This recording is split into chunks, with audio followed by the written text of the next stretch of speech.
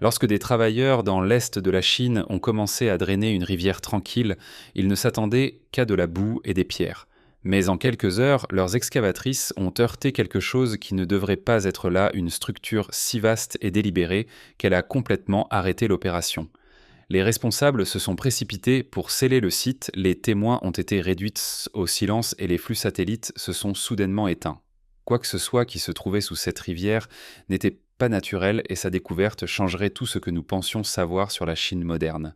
Le jour où le lit de la rivière s'est ouvert. Cela a commencé comme une journée de travail ordinaire dans la province du Jiangsu. Le projet était simple, nettoyer le fond d'une petite rivière pour préparer un futur échangeur de transport. Une équipe d'ingénieurs et de travailleurs de la construction est arrivée tôt, ne s'attendant à rien d'inhabituel. Les excavatrices étaient d'avancer sans problème à travers les couches de boue et d'argile tirant des débris de vieux tuyaux et des pierres. C'était le genre de travail qu'ils avaient déjà effectué de nombreuses fois. Puis sans avertissement, le godet en métal d'une excavatrice a heurté quelque chose de solide. Le bruit n'était pas le grattement habituel de la pierre. C'était un bruit sourd, résonnant, suivi de la vibration de toute la machine. L'opérateur a levé le bras et a essayé à nouveau. La même résistance lourde a arrêté la machine. Pensant qu'il pourrait s'agir d'un bloc de béton enfoui ou d'un ancien mur de drainage, le contremaître a ordonné à l'équipe de creuser plus profondément. En dégageant le limon et la boue, le contour d'une large surface plate a commencé à apparaître. Elle était faite de béton dense, plus dur que tout ce qu'ils avaient rencontré dans la région. Plus ils exposaient, plus il devenait clair que ce n'était pas juste une vieille fondation. Des comparaisons des barres de renforcement et des joints ont commencé à apparaître s'étendant bien au-delà de la portée de leurs tranchées. Au début, personne ne comprenait ce qu'ils regardaient.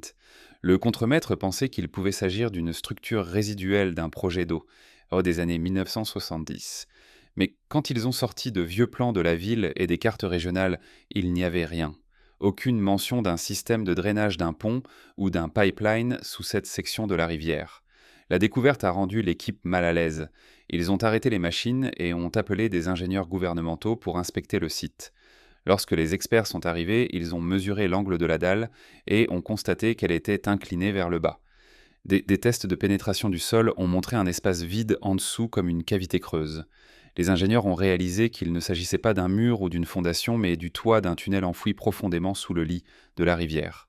L'entrée avait été scellée avec de la terre et du béton, peut-être intentionnellement.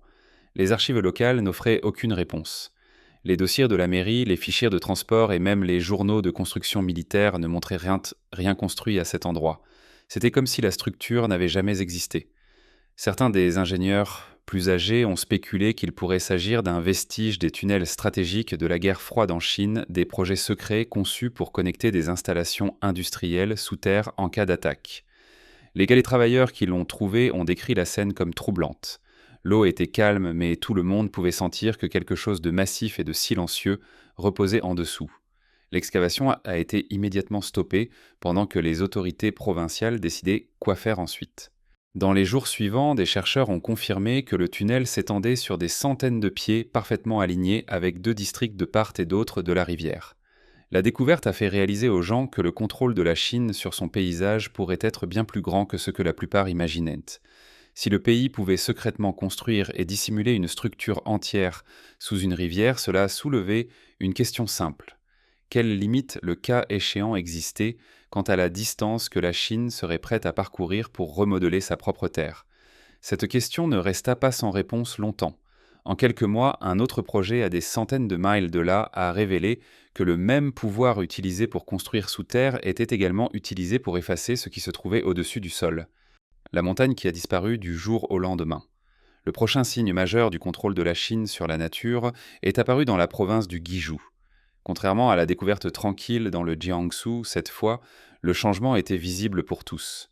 Le Guizhou est connu pour ses montagnes de calcaire abruptes, ses vallées étroites et ses sommets couverts de brume. Pendant des siècles, les gens ont cru que ces formations étaient intouchables. Beaucoup des montagnes avaient des noms locaux, et les familles qui vivaient à proximité les considéraient comme des gardiens naturels de leur village. Cette croyance a pris fin lorsqu'une de ces montagnes a soudainement disparu. Des images satellites prises à des mois d'intervalle ont montré quelque chose d'à peu près impossible. Une montagne verte qui faisait partie de la ligne d'horizon locale depuis des générations avait disparu. À sa place se tenait une large plateforme plate s'étendant sur plusieurs miles. Lorsque les habitants ont d'abord vu le changement, ils ont supposé qu'un glissement de terrain s'était produit. Il y avait eu de fortes pluies plus tôt dans la saison, et les glissements de terrain n'étaient pas rares dans la région. Mais lorsque des équipes d'ingénieurs de l'État sont arrivées, elles n'ont trouvé aucune preuve d'un effondrement naturel. Les pentes étaient trop lisses, la base était trop nivelée, et les arbres environnants avaient été dégagés avec précision. La montagne n'était pas tombée d'elle-même, elle avait été démontée intentionnellement. Les responsables ont ensuite confirmé que l'enlèvement faisait partie d'un plan d'infrastructure massif. La zone se trouvait dans le chemin direct d'un corridor de transport à grande vitesse conçu pour relier le Guizhou à la côte. Pour les ingénieurs responsables, les montagnes étaient des obstacles qui ralentissaient les déplacements et augmentaient les coûts énergétiques. Chaque courbe ou montée ajoutait plus de temps et de consommation de carburant. Leur objectif était de créer un itinéraire parfaitement droit permettant aux trains à grande vitesse et aux camions de marchandises de se déplacer avec une efficacité maximale. Les montagnes se dressaient sur le chemin de cet objectif. Une fois le plan approuvé, la démolition s'est commencée immédiatement. Des milliers de travailleurs et de machines lourdes ont opéré 24 heures sur 24. La dynamite a desserré la roche et d'énormes camions ont transporté les débris dans une ligne continue. Des broyeurs modernes ont réduit la pierre en matériau réutilisable qui a été utilisé pour construire des autoroutes, des ponts et des fondations industrielles à proximité. Les données satellites ont montré plus tard que des millions de pieds cubes de terre et de roches avaient été déplacés en seulement quelques mois. Le rythme du projet était si rapide que les habitants qui visitaient une fois par semaine disaient qu'ils pouvaient à peine reconnaître le paysage d'une visite à l'autre. Pour les habitants du Guizhou, la transformation était émotionnelle. La montagne avait toujours servi de repère naturel. Les agriculteurs utilisaient sa forme pour marquer les saisons et son nom apparaissait dans des chansons folkloriques transmis de génération en génération. La voir disparaître laissait beaucoup d'entre eux avec le sentiment qu'une partie de leur histoire avait été effacée. Pourtant, pour les planificateurs et les responsables, c'était un triomphe de l'ingénierie moderne. Cela était considéré comme une preuve que la détermination humaine et la technologie pouvaient remodeler la géographie elle-même. Cet événement a montré que ce qui se passait sous la rivière dans le Jiangsu n'était pas isolé. Le paysage de la Chine était en train d'être réécrit à la fois en dessous et au-dessus de la surface. L'enlèvement d'une montagne n'était pas seulement un acte de construction, c'était une déclaration de pouvoir et de contrôle sur la terre elle-même. Et si les montagnes pouvaient être effacées, qu'est-ce qui empêchait le prochain projet d'aller encore plus profondément sous la surface de la rivière la plus puissante de la Chine? La réponse arriverait avec la construction des énormes tunnels sous-marins sous le Yangtze. Sous le Yangtze, l'artère cachée. Le Yangtze est le plus long fleuve d'Asie, s'étendant sur plus de 3900 miles des glaciers du plateau tibétain à la mer de Chine orientale. Il transporte d'énormes charges sédimentaires, change de chemin au fil du temps et a des courants imprévisibles qui peuvent monter ou descendre de plusieurs mètres en une seule saison. Pendant des siècles, le fleuve a été considéré comme indomptable. Les ferries et les ponts servaient la plupart des traversées, car construire quoi que ce soit sous le fleuve était considéré comme impossible. Mais au début des années 2000, un groupe d'ingénieurs chinois a proposé quelque chose qui n'avait jamais été tenté à une telle échelle, un corridor de transport sous-marin permanent qui relierait les grandes villes sous le fleuve lui-même. Pour concrétiser cette vision, les ingénieurs ont foré plus de 200 puits exploratoires dans le lit de la rivière pour étudier sa composition. Ils ont découvert plusieurs couches d'argile instable de sable compacté et de poches d'eau à haute pression. Ces conditions pouvaient faire s'effondrer des tunnels ordinaires. L'équipe a décidé d'utiliser une méthode appelée le système de tunnels à tubes immergés. Cette technique consistait à construire d'énormes tubes en béton sur terre, chacun plus long qu'un terrain de football, puis à les faire flotter en position sur l'eau et à les plonger précisément dans une tranchée creusée dans le lit de la rivière. Des plongeurs, des grues et des ancres guidés par GPS ont travaillé ensemble pour placer chaque tube à quelques centimètres d'un alignement parfait. Une fois connectés, ils formaient un tunnel continu scellé contre l'immense pression de l'eau au-dessus. À l'intérieur, les ingénieurs ont installé des conduits de ventilation, un éclairage et des systèmes de drainage. Ils ont également construit des supports résistants aux tremblements de terre capables d'absorber les ondes de choc sans se fissurer. Les tunnels devaient résister aux mouvements constants des courants de la rivière, aux variations de température et aux vibrations des trains à grande vitesse. Malgré ces défis, le système a fonctionné. Aujourd'hui, des trains à grande vitesse circulent sous le Yangtze à des vitesses de près de 200 miles par heure et de lourds camions de marchandises utilisent des voies parallèles. Au-dessus d'eux, des bateaux de pêche et des cargos passent sans savoir que sous la surface calme se cache une structure d'une complexité stupéfiante. Pour de nombreux observateurs, le tunnel du Yangtze représente plus qu'une réalisation technique. C'est un aperçu de la façon dont la Chine construit plusieurs couches de civilisation l'une au-dessus de l'autre. Ces tunnels n'ont pas été conçus uniquement pour le transport. Ils sont devenus le prototype d'un nouveau type de réseau souterrain, un système intégré pour le mouvement, la logistique et l'abri. Certains de ces passages sont censés servir à des fins doubles fonctionnant à la fois comme des routes civiles et des corridors militaires sécurisés capables de déplacer des fournitures sans être vus.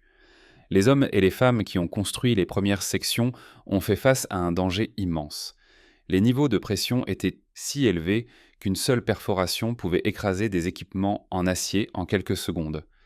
De nombreux travailleurs ont souffert de la maladie de décompression, mais le travail a continué jusqu'à ce que la dernière section soit scellée.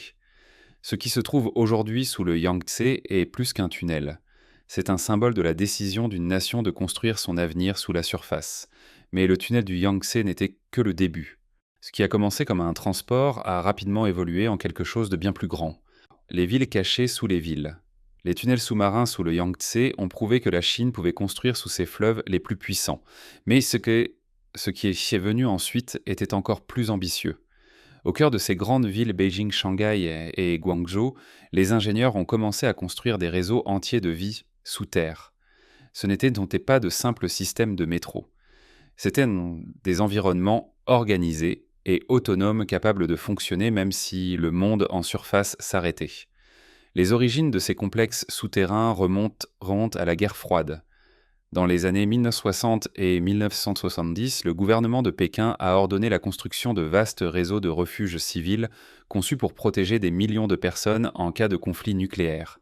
À l'époque, il s'agissait de bunkers rudimentaires avec une filtration de l'air de base et un stockage de nourriture.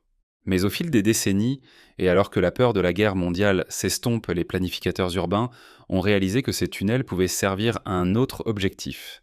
Ils ont commencé à les transformer en partie permanente de l'infrastructure de la ville, utilisable, rentable et extensible. Aujourd'hui, à Pékin, Shanghai et Guangzhou, l'ampleur du développement souterrain est stupéfiante. Sous la surface se trouve une seconde ville qui reflète celle qui se trouve au-dessus. Il y a des structures de stationnement suffisamment grandes pour accueillir des milliers de véhicules, des centres commerciaux interconnectés, des entrepôts, des tunnels logistiques et même des sous-stations électriques et des installations de données. Dans certains quartiers, des complexes de bureaux ont été construits sous terre équipés de systèmes de ventilation, de climatisation et de réseaux de communication indépendants. Tout cela reste invisible pour les personnes marchant à la surface qui n'ont souvent aucune idée qu'à quelques mètres en dessous d'eux, une autre ville fonctionne tranquillement. L'un des exemples les plus avancés est la ville souterraine de Tian à Guangzhou. À partir d'une seule station de métro, une personne peut marcher pendant des miles à travers des corridors connectés qui relient des centres commerciaux, des hôtels, des restaurants et des passages utilitaires. Tout est climatisé, bien éclairé et intégré au réseau énergétique de la ville. Les ingénieurs ont conçu l'ensemble du complexe pour fonctionner même si les transports en surface ou les lignes électriques échouent en cas. Le réseau souterrain dispose de sa propre génération d'énergie d'urgence, de stockage d'eau et de systèmes de communication. En cas de catastrophe ou de blocus, ces niveaux cachés pourraient servir d'habitats indépendants capables de soutenir des milliers de personnes. Pour les planificateurs chinois, le sol n'est plus simplement quelque chose sur lequel construire. C'est une ressource à remplir. Chaque couche sous la surface ajoute une nouvelle capacité pour le commerce, la logistique et la sécurité. La justification officielle du gouvernement est que ces structures soulagent la pression sur des rues surpeuplées et protègent les systèmes vitaux des catastrophes naturelles. Mais leur conception suggère également un but plus profond, garantir que l'infrastructure la plus critique de la nation puisse survivre même sous siège. Pourtant, même si ces villes cachées prospéraient sous la surface, une menace demeurait l'eau. Pour survivre aux inondations, aux tempêtes et aux mers montantes qui menaçaient constamment ces hubs côtiers, la Chine devait maîtriser non seulement la surface, mais aussi la tempête elle-même. Des machines qui ne voient jamais la lumière du jour. Alors que les villes souterraines de la Chine s'étendaient, une nouvelle forme de vie mécanique prenait forme en dessous. Sous les rues, les rivières et les gratte-ciel d'énormes systèmes de machines, travaillant maintenant sans relâche invisibles et presque inconnus. Des personnes qui vivent au-dessus. Ce sont les poumons, les veines et le battement de cœur du monde caché de la Chine moderne, opérant dans l'obscurité totale pour maintenir ces villes en vie. L'un des exemples les plus étonnants se trouve sous Shenzhen, une ville qui s'est transformée d'un petit village de pêcheurs en l'un des plus grands pôles technologiques du monde en seulement quelques décennies. Les ingénieurs de Shenzhen faisaient face à une menace constante des pluies torrentielles et des typhons et l'élévation du niveau de la mer. Pour survivre, la ville avait besoin d'un système de défense capable d'agir plus vite que n'importe quel humain. Profondément sous terre, ils ont construit ce que les habitants appellent désormais l'océan caché. Ce vaste système de contrôle des inondations est constitué d'énormes réservoirs de tunnels et de stations de pompage capables d'absorber des millions de gallons d'eau de pluie en quelques minutes. Le système est entièrement contrôlé par un réseau d'intelligence artificielle connecté à des satellites météorologiques et à des milliers de capteurs répartis dans la ville. Lorsque des nuages d'orage commencent à se former, l'IA prédit où la pluie sera la plus forte. En quelques secondes, elle envoie des commandes aux pompes et aux portes d'inondation redistribuant l'eau à travers des canaux souterrains avant que les rues ne soient inondées. Après la tempête, l'eau est filtrée, traitée et stockée pour être réutilisée. L'ensemble du processus se déroule automatiquement sans qu'un seul travailleur ait besoin de lever le petit doigt. Shenzhen reste sèche et fonctionnelle tandis que d'autres villes du monde s'effondrent dans des conditions similaires. Sous d'autres villes, des machines d'un autre type tracent leur propre chemin. Sur les grands chantiers de construction à travers la Chine, d'énormes machines de forage connues sous le nom de TBM Tunnel Boring Machines creusent à travers la roche et le sol avec une précision mécanique. Chacune d'elles est une usine autonome de plusieurs centaines de pieds, de long capable de forer, de renforcer et de sceller des tunnels dans un processus continu. Les opérateurs les décrivent comme des monstres métalliques en raison de leur puissance. Certaines peuvent creuser l'équivalent d'une ligne de métro entière en un seul mois. Chaque section qu'elles creusent est instantanément revêtue de béton armé garantissant qu'il n'y a ni effondrement ni retard. Ces machines permettent à la Chine d'étendre ses réseaux souterrains à un rythme inégalé ailleurs. Certaines TBM sont conçues spécifiquement pour le pergélisol, d'autres pour les rivières ou les zones sismiques. Chacune représente des décennies de développement technique et des milliards de financements en recherche. Dans leur salle de contrôle, des équipes d'ingénieurs surveillent la température, la pression et les vibrations avec des instruments de précision. Si une seule mesure augmente, l'ensemble de l'opération s'arrête automatiquement. Malgré cette complexité, les TBM fonctionnent en continu jour et nuit sous certaines des villes les plus fréquentées de la planète, sans être remarquées par les personnes marchant au-dessus. Plus à l'intérieur des terres à Chongqing, une autre merveille opère hors de vue. Sous les périphéries industrielles de la ville se trouve ce que les ingénieurs appellent le monstre de béton. Ce n'est pas un surnom pour un bâtiment, mais pour une usine de béton complètement souterraine. Cette installation est directement reliée à des dizaines de chantiers de construction par un réseau de tunnels souterrains. L'usine fonctionne 24 heures sur 24, mélangeant et livrant du béton à travers d'énormes pipelines qui s'étendent sur des miles sous terre. Des systèmes de convoyeurs automatisent tout le processus, garantissant que les projets de construction reçoivent le matériel au moment exact où il est nécessaire. Il n'y a pas de camions, pas de circulation et aucun mouvement visible à la surface. Tout se passe dans le silence en dessous. L'efficacité est stupéfiante.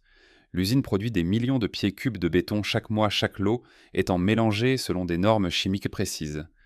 La température et la composition sont ajustées en temps réel pour correspondre aux exigences du projet. Parce qu'elle est entièrement enfermée sous terre, l'opération n'est pas affectée par la météo, les retards d'approvisionnement ou les perturbations externes. Pour la Chine, cela signifie que la construction ne s'arrête jamais, ni pendant les typhons, ni pendant les pannes de courant, ni même lors des urgences nationales. Dans des villes majeures comme Pékin et Shanghai, une autre classe d'installations cachées maintient l'économie souterraine en mouvement. Ce sont les entrepôts automatisés d'immenses centres robotiques où aucun humain ne travaille. À l'intérieur, des machines traînent des colis, stockent des fournitures et envoient des expéditions par des puits verticaux connectés à la surface. Les commandes des hôpitaux, des supermarchés et des entreprises de logistique sont remplies automatiquement. En cas d'urgence, ces entrepôts peuvent livrer de la nourriture, de l'eau et des médicaments à n'importe quelle partie de la ville en quelques minutes. Ensemble, ces systèmes forment le cœur invisible de l'infrastructure urbaine de la Chine. Au-dessus du sol se dressent des gratte-ciels scintillants des lumières et de l'activité humaine. En dessous d'eux se trouve une civilisation mécanique qui ne s'arrête jamais. Des pompes, des perceuses, des convoyeurs et des robots travaillent en continu, maintenant le rythme des villes qui semble sans effort d'en haut. Mais tous les tunnels ne sont pas cartographiés. Certains mènent beaucoup plus profondément dans des zones où aucun enregistrement public n'existe. Là, la construction continue dans le silence gardé et non rapporté. Le monde au-dessus continue d'avancer sans se douter qu'en dessous, un secret encore plus grand pourrait être en train de prendre forme. Les zones silencieuses sur la carte. Alors que l'infrastructure souterraine de la Chine s'étendait sous ces mégapoles, quelque chose d'autre a commencé à attirer l'attention des chercheurs indépendants. Des régions étranges et silencieuses éparpillées à travers l'intérieur du pays. Ces zones n'apparaissaient sur aucune carte touristique, n'autorisaient aucun accès civil et étaient complètement absentes de la couverture médiatique locale. Les images satellites montraient dans l'air d'énormes mouvements de terre de nouvelles autoroutes, se terminant brusquement dans des plaines désertiques et des grilles géométriques de béton fraîchement coulées. Pourtant, il n'y avait aucun enregistrement public expliquant à quoi cela servait. À ce jour, ces zones ne sont connues que sous le nom de zones silencieuses. Dans des provinces comme le Gansu, le Qinghai et le Sichuan, les résidents racontent des histoires similaires. Des barrages militaires soudains, des drones interdits de vol et même des cartes numériques qui se brouillent ou se déforment lorsque l'on zoome. Au début, les habitants pensaient assister à des expansions typiques de bases militaires, mais l'ampleur de ces projets dépassait tout ce qui était conventionnel. Des analystes indépendants ont remarqué des traces d'équipements lourds s'étendant sur des miles, mais se terminant dans des zones ne montrant aucune structure au-dessus du sol. D'autres ont trouvé des preuves de déplacement continu de sol, suggérant une excavation verticale profonde plutôt qu'une construction en surface. Ces zones n'étaient pas construites sur la Terre, elles étaient construites en dessous. Les premières indications publiques sont apparues par le biais de rapports d'anomalies satellites. Des chercheurs suivant la construction dans la province reculée du Guizhou ont remarqué des modèles de chauffage du sol inhabituels visibles dans les images infrarouges cohérents avec le fonctionnement de grandes installations souterraines. Au fil du temps, d'autres anomalies sont apparues. Celles-ci comprenaient des routes nouvellement nivelées, se terminant brusquement aux bases des montagnes d'énormes cicatrices d'excavation qui ont ensuite été recouvertes de végétation synthétique et d'énormes sous-stations électriques apparaissant dans des vallées isolées sans industries à proximité à desservir. Les experts ont commencé à recouper ces visuels avec des données d'approvisionnement gouvernemental.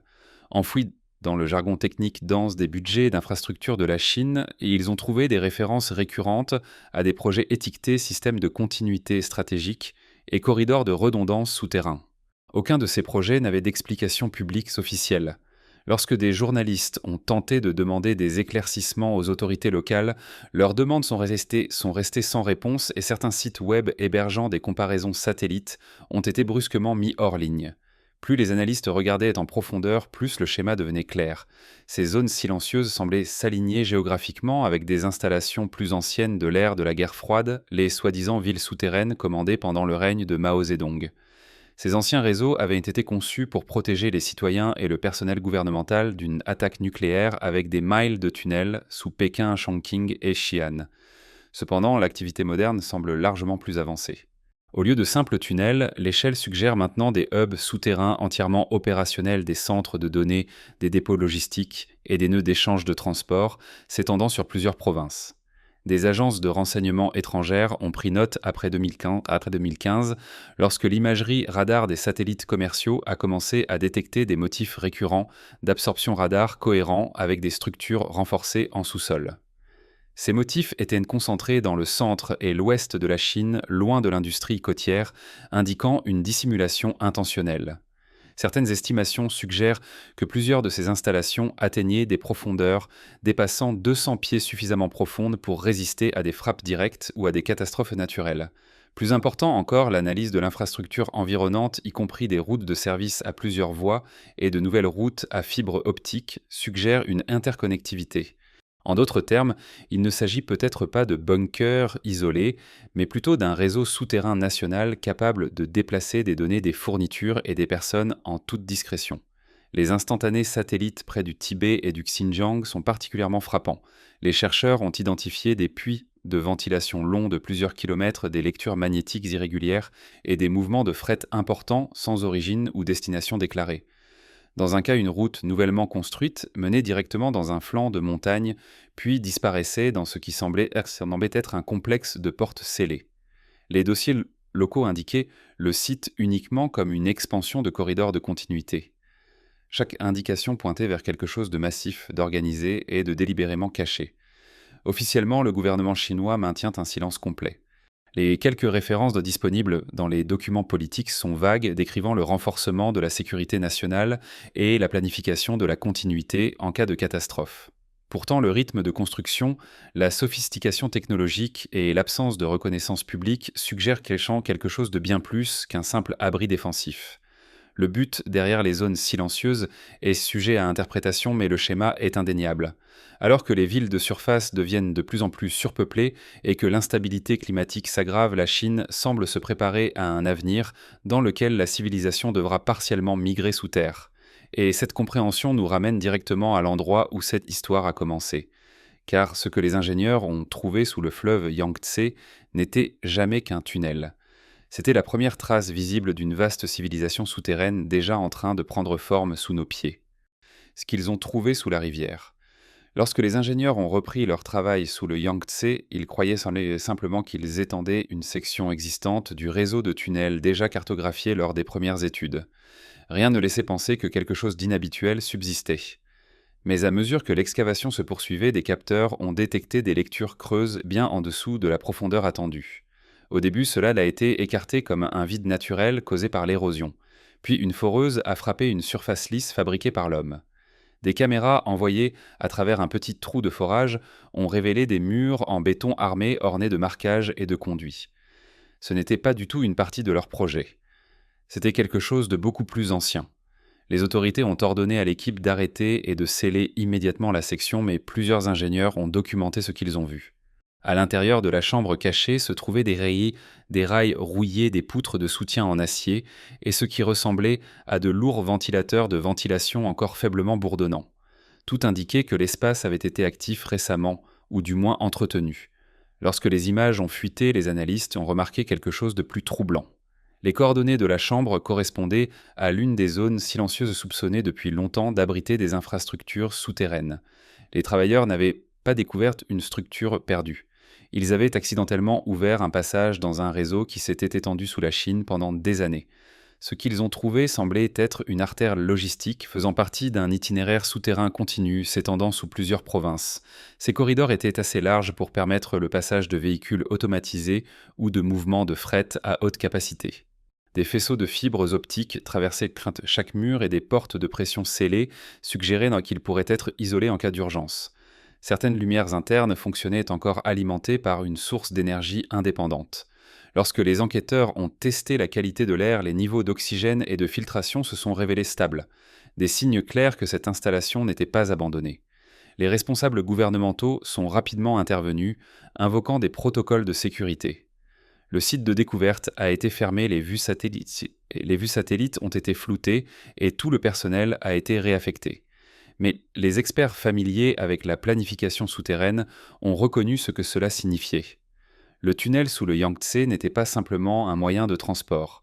C'était un carrefour, un nœud de connexion dans un réseau souterrain national capable de déplacer des données des fournitures et des personnes sans jamais être vues depuis la surface. La révélation a choqué même ceux qui avaient étudié les projets souterrains de la Chine pendant des années. La nation ne s'adaptait pas simplement à l'avenir. Elle construisait un second avenir enfoui sous le premier. Sous la rivière ne se trouvait pas un mystère du passé, mais un plan pour ce qui vient. Une civilisation entière conçue pour vivre, travailler et fonctionner sans être vue. La montagne qui a disparu, les tunnels qui traversent le Yangtze et les zones silencieuses à travers la Chine faisaient tous partie de la même histoire. Une preuve que tandis que le monde lève les yeux vers la ligne d'horizon de la Chine, son véritable avenir pourrait déjà être vivant sous terre. Que pensez-vous des structures souterraines de la Chine commentées ci-dessous ? Merci d'avoir regardé, à la prochaine.